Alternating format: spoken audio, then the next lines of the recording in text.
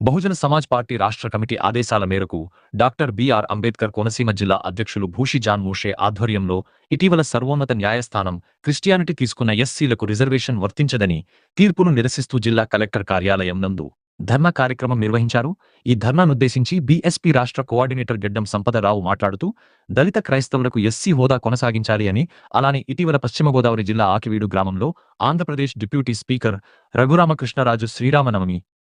సందర్భంగా కొంతమంది రౌడీలను తీసుకుని వెళ్లి దళితులు ఎప్పటి నుండో పూజించుకుంటున్న గొంతేలమ్మ గుడికి వెళ్లి అక్కడ రామమందిరం కట్టాలని శంకుస్థాపన చేస్తుండగా అక్కడున్న స్థానికులు ఇది మా గొంతేలమ్మ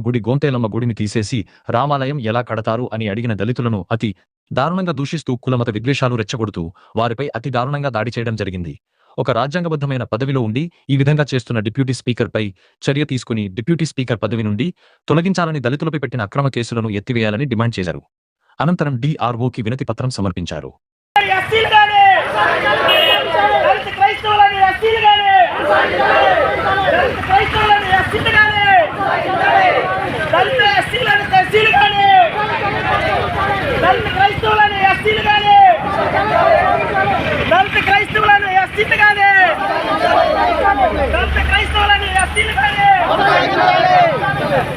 రఘురామరాజు వాడికి ఏమండి